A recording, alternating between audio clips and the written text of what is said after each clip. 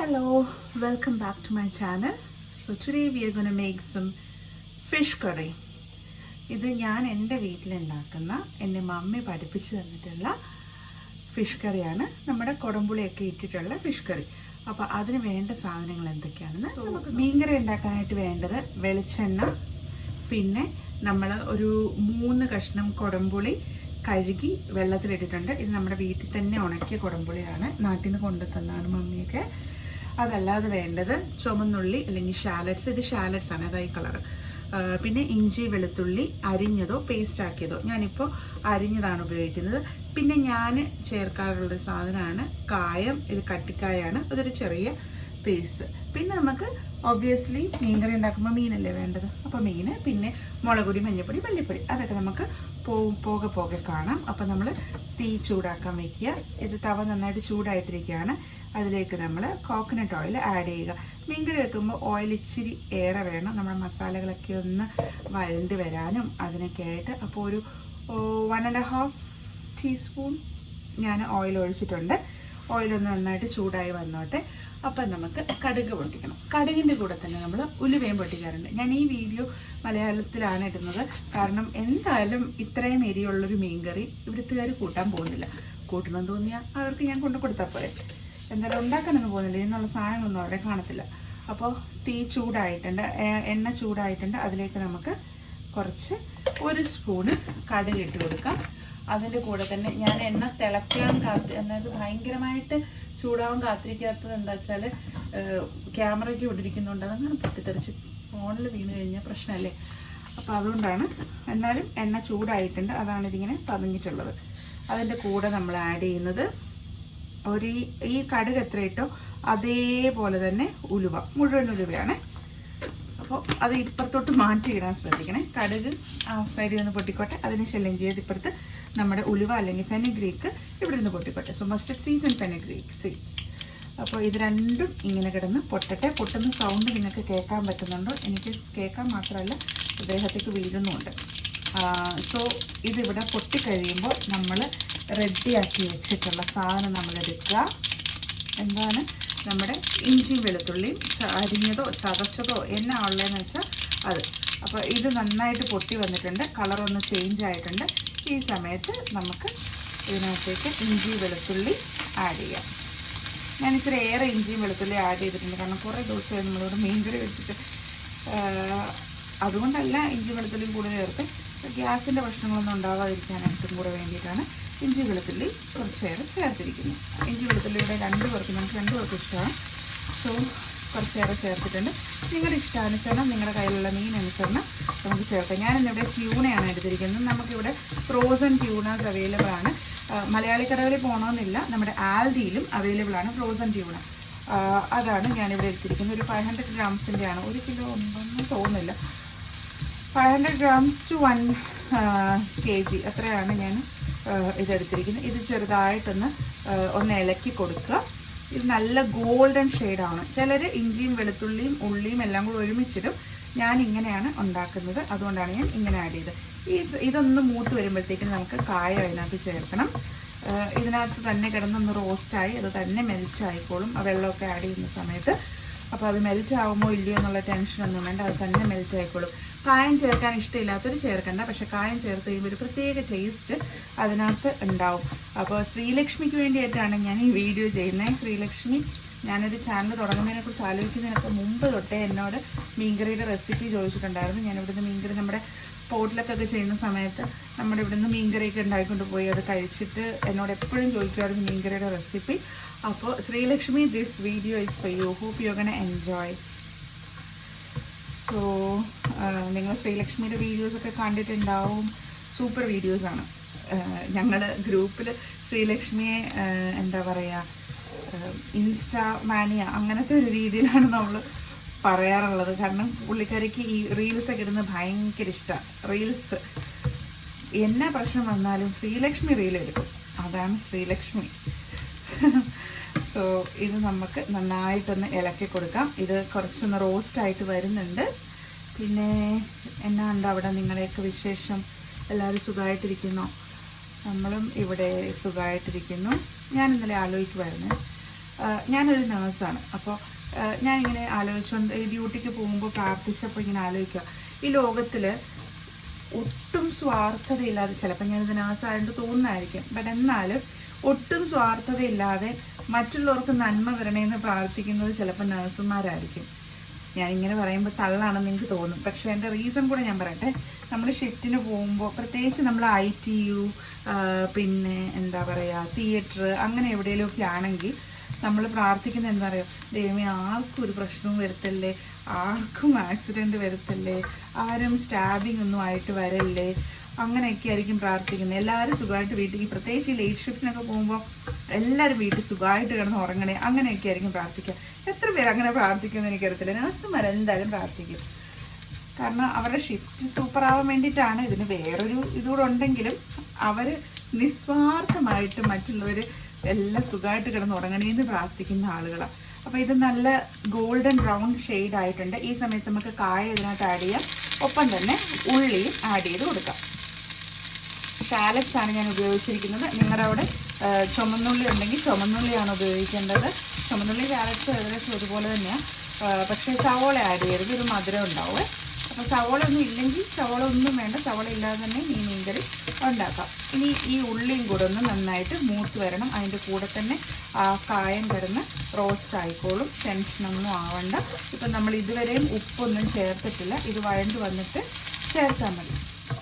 So അപ്പം നമ്മൾ പറഞ്ഞു തന്നെ എന്നായിരുന്നു, നിസ്വാർത്ഥമായിട്ട് മറ്റുള്ളവർ നന്മയായിട്ട് കിടന്ന് ഉറങ്ങണേ എന്ന് പ്രാർത്ഥിക്കുന്ന നഴ്സുമാരായിരിക്കും. അങ്ങനെ തോന്നുന്നുള്ളവർ എനിക്കൊന്ന് കമൻറ്റ് ചെയ്യണേ. ഇനി അല്ലാത്തവർ പ്രാർത്ഥിക്കുന്നില്ല എന്നല്ല കേട്ടോ ഞാൻ പറഞ്ഞത്. എന്നുവെച്ചാൽ ഈ ഒരു കാര്യത്തിൽ അവരുടെ ഷിഫ്റ്റ് അടിപൊളിയാവാനായിട്ട് നിസ്വാർത്ഥമായിട്ടുള്ള പ്രാർത്ഥന എന്ന് പറഞ്ഞു കഴിഞ്ഞാൽ അങ്ങനെയല്ല. ഇതിന് വേറൊരു അജണ്ടയും കൂടെ ഉണ്ടെങ്കിലും, ഈ വേറെ അജണ്ട എന്ന് പറയുന്നത് നമ്മുടെ ഷിഫ്റ്റ് സൂപ്പർ ആവാൻ വേണ്ടിയിട്ടാണ്. എങ്കിലും ബാക്കി എല്ലാവരും സുഖമായിട്ട് കിടന്ന് ഉറങ്ങണേ, ബാക്കി എല്ലാവരും സമാധാനമായിട്ടിരിക്കണേ എന്നൊക്കെ പ്രാർത്ഥിക്കുന്നത് നമ്മളായിരിക്കും, നഴ്സുമാരായിരിക്കും. അങ്ങനെ അല്ലാത്തവരുണ്ടെങ്കിലും കമൻറ്റ് ചെയ്യണം കേട്ടോ. പിന്നെ നാട്ടിലൊക്കെ മഴയാണോ? ഇവിടെ മഴ കുറച്ച് സ്റ്റാർട്ട് ചെയ്തു. ഭയങ്കര സമ്മറായിരുന്നു ഇവിടെ. കഴിഞ്ഞ വർഷവും അതിന് മുമ്പത്തെ വർഷമൊന്നും നമുക്കങ്ങനെ നന്നായിട്ട് സമ്മർ ടൈം കിട്ടിയിട്ടില്ലായിരുന്നു. പക്ഷേ ഈ വർഷം നന്നായിട്ട് സമ്മർ ടൈം നമുക്ക് കിട്ടിയിട്ടുണ്ട്. അപ്പോൾ നല്ല വെയിലായിരുന്നു, എല്ലാവരും ഭയങ്കര ചൂടെടുത്ത്, ഇവിടുത്തെ ആളുകൾക്കെല്ലാം ചുമന്ന ടാനൊക്കെ അടിച്ച് ഇരിക്കുകയായിരുന്നു. പക്ഷേ ഇപ്പോൾ 2 ദിവസമായിട്ട് കുറച്ചൊരു മഴയുണ്ട് ഇവിടെ. ആ ചൂടിൻ്റെ ഇടയ്ക്കൊരു മഴ നല്ല സമാധാനമാണ്. അപ്പോൾ ഇപ്പം നമ്മുടെ ഉള്ളിയും നന്നായിട്ട് ചൂടായിട്ട് വന്നിട്ടുണ്ട്. ഈ സമയത്ത് ഞാൻ തീ കുറയ്ക്കുകയാണ്, കാരണം ഞാനിവിടെ പൊടിവർഗ്ഗങ്ങൾ ആഡ് ചെയ്യാൻ പോവുകയാണ്. സോ കാശ്മീരി ചില്ലിയും സാദാ ചില്ലിയും കൂടെ ഒരുമിച്ച് പൊടിച്ചതാണ്, വീട്ടിൽ നിന്ന് പൊടിച്ചു കൊണ്ടുവന്നാണ്.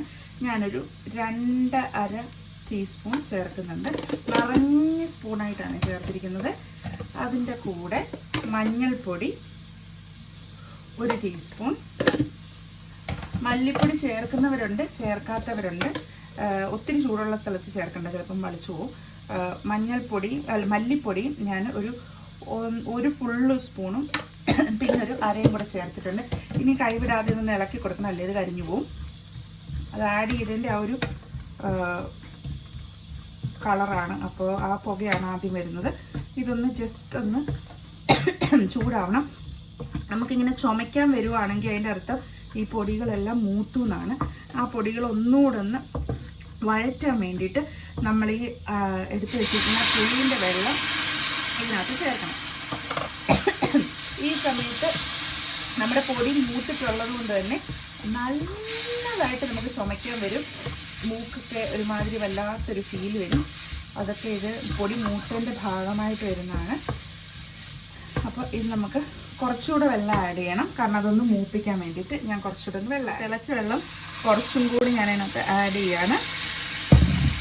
ഇപ്പം നിങ്ങൾ വിചാരിക്കും വഴറ്റാനുള്ളത് തീർന്നു. ഇല്ല, ഇപ്പോഴാണ് വഴറ്റുന്നതിൻ്റെ പ്രോസസ്സ് തുടങ്ങുന്നത്. കാരണം നമ്മൾ പൊടികൾ ആഡ് ചെയ്ത് കഴിയുമ്പോൾ പെട്ടെന്ന് ഇത് കരിഞ്ഞു പോകാൻ സാധ്യതയുണ്ട്. ഞാൻ വർത്താനം കൂടെ പറഞ്ഞുകൊണ്ട് പെട്ടെന്ന് ഇളക്കാൻ പറ്റിയില്ല. അപ്പോൾ ഇത് നമ്മൾ നന്നായിട്ട് വെള്ളം ചേർത്തിട്ട് നന്നായിട്ട് ഇളക്കി വെള്ളവുമായിട്ട് മിക്സ് ചെയ്തിട്ട് ഇനി വേണം വഴറ്റാൻ. നന്നായിട്ട് വഴറ്റി എണ്ണ തെളിയണം, നന്നായിട്ട് വഴറ്റി കൊടുക്കണം. ഈ ഭാഗം ഈ മീൻകറിയുടെ കാര്യത്തിൽ ഭയങ്കര ഇമ്പോർട്ടൻ്റ് ആണ്. ഈ സമയത്ത് നമ്മൾ വഴറ്റിയില്ലെങ്കിൽ നമ്മുടെ മീൻകറിയുടെ ടേസ്റ്റ് സെറ്റ് ആകത്തില്ല. നമ്മൾ എന്നാ ചെയ്തെന്ന് പറഞ്ഞാലും കാര്യമില്ല. നമ്മളിത് നന്നായിട്ട് വഴറ്റി കൊടുക്കണം. ഇത് വഴറ്റി ഇതിൻ്റെ എണ്ണ തെളിയണം. എക്സോസ്റ്റ് ഫാൻ ഓൺ ചെയ്യാൻ വേണ്ടിയിട്ടാണ് ഞാൻ ഇടയ്ക്കൊന്ന് ഇത് ചെയ്ത് പോസ് ചെയ്തത്. നമ്മൾ പുളി ഇപ്പം ചേർത്തിട്ടില്ല കേട്ടോ. പുളിയുടെ വെള്ളവും പിന്നെ എക്സ്ട്രാ വെള്ളവും ചേർത്തിട്ടുള്ളൂ. ഞാൻ വഴറ്റിക്കൊണ്ടിരിക്കുകയാണ്. നന്നായിട്ട് വഴണ്ട് വന്ന് എണ്ണ തെളിയണം. നിങ്ങൾക്കിത് ക്യാമറ കാണുമ്പോൾ ഭയങ്കര ഡാർക്ക് ഷെയ്ഡായിട്ടായിരിക്കും കാണുന്നത്, പക്ഷെ അല്ല, ഇതൊരു ബ്രൗണിഷ് റെഡ് കളറിലാണ് ഇപ്പോൾ ഉള്ളത്. അത് ക്യാമറയിൽ കൂടെ കാണുമ്പോൾ ഉള്ളൊരു കളറിൻ്റെ വ്യത്യാസമാണ് കേട്ടോ. അപ്പോൾ ഇത് നന്നായിട്ട് വഴറ്റണം. ഇപ്പോൾ ഒരു പേസ്റ്റ് രൂപത്തിലാണ് വന്നിരിക്കുന്നത്. ഇപ്പം നമുക്ക് എണ്ണ ഇതിനകത്ത് കാണാൻ പറ്റത്തില്ല. കാണാൻ പറ്റണമെങ്കിൽ നമ്മൾ ഇനിയും നന്നായിട്ട് വഴറ്റണം. എങ്കിൽ മാത്രമേ നമുക്കിതിനകത്ത് എണ്ണ തെളിഞ്ഞ് വരുള്ളൂ. എണ്ണ തെളിഞ്ഞെങ്കിൽ മാത്രമേ നമ്മൾ ബാക്കി സാധനങ്ങളൊക്കെ ചേർക്കാൻ പാടുള്ളൂ. നന്നായിട്ട് ഇളക്കി കൊടുത്ത് എണ്ണ തെളിയണം. ചുമയ്ക്കും, വീട്ടിലെല്ലാവരും ചുമയ്ക്കും. കാരണം നമ്മുടെ മുളക് പൊടിയൊക്കെ മൂത്ത് വന്നു എന്നുള്ളതാണ് ആ ചുമയ്ക്കുന്നതിൻ്റെ അർത്ഥം. അപ്പോൾ ഒരു മീൻകറി കൂട്ടുമ്പോൾ ആ ചുമയുടെ വിഷമൊക്കെ മറന്നു. കണ്ടോ, കുറച്ചായിട്ട് ബബിൾസ് വരുന്നത് നിങ്ങൾക്ക് കാണാൻ പറ്റുന്നുണ്ടോ? അപ്പോൾ അതിനർത്ഥം എണ്ണ തെളിയാൻ പോവുക, ഇത് മൂത്ത് വരികയാണ്. പക്ഷെ കൈ ഇളക്കാതെ നമ്മൾ ഇളക്കണം. ഈ സമയത്ത് കൈ വിടാതെ ഇളക്കണം നമ്മൾ ഈ സമയത്ത്. കൈ വിട്ടിട്ടുണ്ടോ ഇത് അടിക്ക് പിടിക്കും. പിന്നെ നമ്മൾ എന്നാ ചെയ്തിട്ടും ഒരു കാര്യമില്ല. അപ്പോൾ നന്നായിട്ട് കൈ വിടാതെ അടി താത്ത് നല്ല എല്ലാ ഭാഗത്തും ചെല്ലത്തക്ക രീതിയിൽ ഇളക്കി കൊടുക്കുക. വെള്ളം നമ്മുടെ സൈഡിൽ തന്നെ വയ്ക്കണം. കാരണം ഇത് മൂത്ത് വന്ന ഉടനെ നമുക്ക് വെള്ളം ആഡ് ചെയ്യാനുള്ളതാണ്. ഇതിനൊക്കെ എളുപ്പത്തിൽ മീൻകറി വെക്കുന്ന ഇതുണ്ട് കേട്ടോ. ഇത് ഒത്തൻറ്റിക് ആയിട്ട്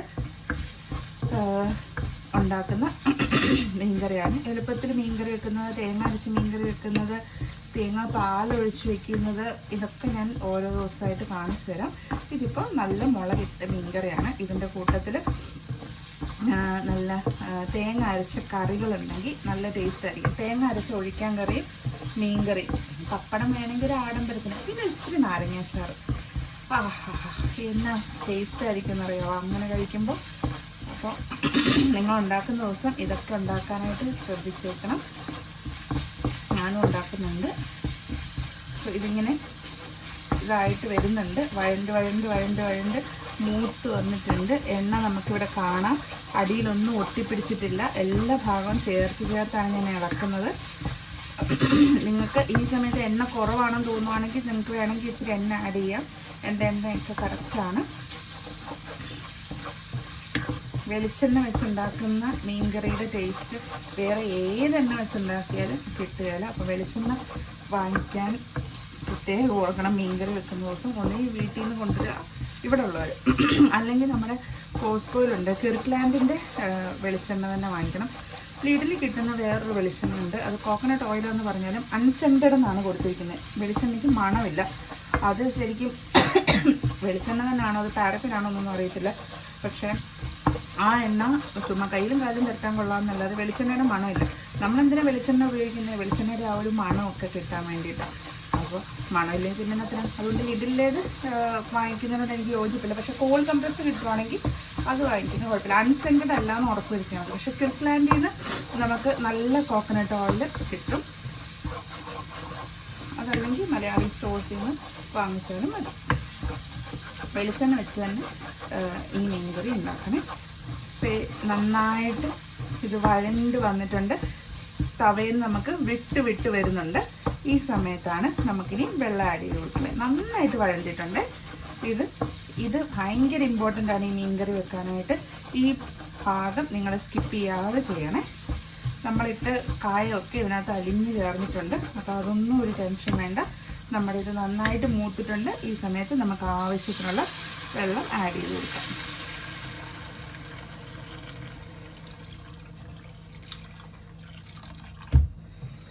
സോ വെള്ളം ആഡ് ചെയ്ത് ഈ മസാലയും വെള്ളവുമായിട്ട് നന്നായിട്ടൊന്ന് മിക്സ് ആവണം.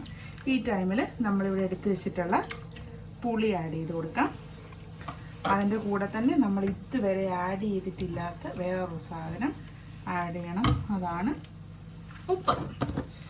ഈ സമയത്താണ് നമ്മൾ ഉപ്പ് ആഡ് ചെയ്യേണ്ടത്. നേരത്തെ ആഡ് ചെയ്യുന്നവർക്ക് ആഡ് ചെയ്യാം. ഞാനൊരു 1 ഫുൾ ടീസ്പൂൺ, പിന്നെ ഒരു 1 ഒത്തിരി നിറയ്ക്കാത്തൊരു സ്പൂൺ കൂടെ ചേർത്തിട്ടുണ്ട്. ഇത്ര എന്തായാലും വേണ്ടി വരും. ഇത് കുറഞ്ഞെങ്കിലേ ഉള്ളൂ. കുറച്ച് കഴിയുമ്പോൾ നമുക്ക് ഉപ്പ് നോക്കിയിട്ട് അത് ബാക്കി വേണ്ടത്രയും ചേർക്കാം. ഇതിപ്പോൾ നന്നായിട്ട് ഉപ്പും മസാലകളും വെള്ളവും എല്ലാം കൂടെ ഒന്ന് യോജിക്കണം. എന്നിട്ടൊന്ന് തിളയ്ക്കണം. ഈ സമയത്ത് നമുക്കിതൊന്ന് അടച്ചു വയ്ക്കാം. അടച്ചു വെച്ച് ഇത് നന്നായിട്ട് തിളയ്ക്കണം. തിളച്ചിട്ടേ മീൻ ആഡ് ചെയ്യാവുള്ളൂ. ഇപ്പം നമുക്ക് ഇത് നമ്മൾ ആഡ് ചെയ്തിട്ട് നന്നായിട്ട് തിളച്ച് വന്നിട്ടുണ്ട്. ഇപ്പം നമുക്ക് മീൻ ആഡ് ചെയ്യാം. ഞാൻ നേരത്തെ പറഞ്ഞ പോലെ ഞാൻ ഉപ്പ് നോക്കിയായിരുന്നു. ഉപ്പ് കറക്റ്റാണ്. ഇപ്പം കറക്റ്റാണ്. ഇനി ചിലപ്പോൾ മീനിലൊക്കെ പിടിച്ച് വരുമ്പോൾ കുറച്ച് കുറയും. ഇത് ട്യൂണയാണ്. ഞാൻ സ്ക്വയർ ആയിട്ട് കട്ട് ചെയ്ത് വെച്ചിട്ടുണ്ട്. സ്ക്വയറോ റെക്റ്റാങ്കിൾ എന്നാണേലും കട്ട് ചെയ്ത് വെച്ചിട്ടുണ്ട്. ഇത് നമുക്ക് ഓരോന്നോരോന്നായിട്ട് ആഡ് ചെയ്ത് കൊടുക്കാം. നന്നായിട്ട് തിളച്ചതിന് ശേഷം മാത്രമേ മീൻ ആഡ് ചെയ്യാവുള്ളൂ. മീൻ ആഡ് ചെയ്തിട്ട് ഒരുപാടിട്ട് ഇളക്കരുത്, ഇത് പൊടിഞ്ഞു പോകും. അപ്പോൾ ഇത് നമ്മൾ ആഡ് ചെയ്യുക. ഓരോന്നോരോന്നായിട്ട്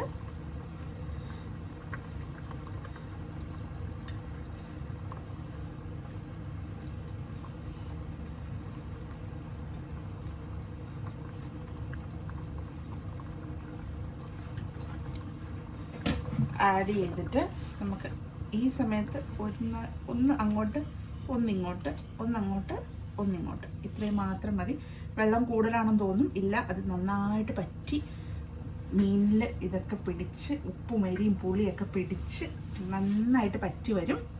അപ്പോൾ ഇനി നമുക്ക് ഇതിനെ ശല്യം ചെയ്യുകയോ ചെയ്യരുത്. ഇടയ്ക്ക് മാത്രം ഒന്ന് ചട്ടി കുലുക്കി കൊടുക്കണം, അടിക്ക് പിടിക്കാതിരിക്കാനായിട്ട്. തീ അങ്ങനെ ഇട്ടിട്ട് അടച്ച് വെച്ച് നിങ്ങൾ നിങ്ങളുടെ വേറെ പണി എന്തിനുണ്ടെങ്കിൽ പണി ചെയ്യാൻ പൊക്കോളൂ. ഇത് അപ്പോഴത്തേക്കിന് സെറ്റായി വരും. ഓക്കെ, ഇത് നോക്കി നമ്മുടെ മീൻകറി നന്നായിട്ട് തിളച്ച് നല്ല വൃത്തിയായിട്ട് വന്നിട്ടുണ്ട്. അപ്പോൾ ഈ ഒരു ചാറ് നമുക്കിവിടെ രണ്ടുപേർക്കും വേണം. ഈ ചാറിൽ കിടന്ന് നീരാടുക എന്ന് പറയുന്നത് ഞങ്ങളുടെ രണ്ടുപേരും ഉദ്ദേശിച്ചായിരിക്കും. ഞങ്ങൾക്കിങ്ങനെ നല്ല ചാറ് വേണം. പക്ഷെ എന്നാൽ നന്നായിട്ട് പറ്റി കുഴഞ്ഞു വന്നിട്ടുണ്ട്. ഈ സമയത്ത് നമുക്ക് വേറൊരു സാധനം കൂടി ചെയ്യണം. അതിന് മുമ്പായിട്ട് നമുക്ക് കുറച്ചൊന്ന് ഉപ്പ് നോക്കാം. സോ ഞാൻ ഇച്ചിരി എടുത്ത് ഉപ്പ് നോക്കുവാണ്.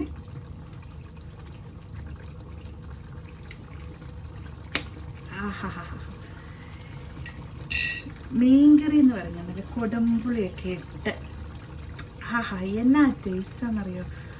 സൂപ്പർ ടേസ്റ്റാണ്, നല്ല ടേസ്റ്റാണ്. നിങ്ങൾ എന്തായാലും ഇത് ട്രൈ ചെയ്യണം. ഇത് ഞാൻ തീ ഇപ്പോൾ ഓഫാക്കി. ഇനി ആ തീയുടെ ചൂടുകൊണ്ട് തന്നെ അതിങ്ങനെ ആയിക്കോളും. നല്ല ഉപ്പും പുളിയും എല്ലാം നന്നായിട്ടുണ്ട്. ഇനി ഈ മീൻകറി ഉണ്ടല്ലോ, ഇന്നെടുക്കരുത്. ഇതിങ്ങനെ അടച്ച് വെച്ചിട്ട് നാളെ വൈകുന്നേരമോ ഉച്ചയ്ക്കോ എപ്പോഴാണെന്ന് വെച്ചാൽ എടുക്കണം.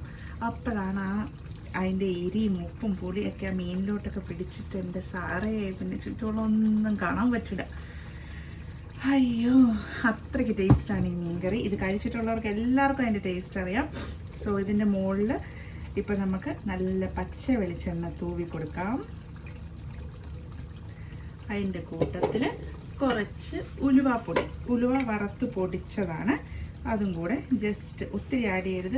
ഒരു നുള്ള് ഇങ്ങനെ എല്ലായിടത്തും ഒന്ന് വിതറി കൊടുത്തിട്ട് നമുക്കിത് നേരെ അടച്ച് വയ്ക്കാം. അടച്ച് ഒന്ന് കുലുക്കി അവിടെ വയ്ക്കുക. ഇനി അതിനൊന്നും ഡിസ്റ്റർബ് ചെയ്യണ്ട. എല്ലാവരും ട്രൈ ചെയ്യണം. Hope you are gonna enjoy. Sreelakshmi, ഇത് റെസിപ്പി ഇല്ലാന്ന് ഇനി പറയരുത്. ഇതുണ്ടാക്കിയിട്ട് കമൻറ്റ് ചെയ്യണം കേട്ടോ. സോ എല്ലാവരും ഉണ്ടാക്കി നോക്കുക. നല്ല സൂപ്പർ കപ്പ വേവിച്ചതോ അല്ലെ കപ്പ പുഴുങ്ങിയതോ ഒക്കെ ഉണ്ടെങ്കിൽ ഇതിൻ്റെ കൂടെ പോകാൻ നല്ല ടേസ്റ്റാണ്. ഒരു ദിവസം കപ്പ ഉണ്ടാക്കുമ്പോൾ മീൻകറി ഉണ്ടാക്കി ഞാൻ കാണിച്ചു തരാം.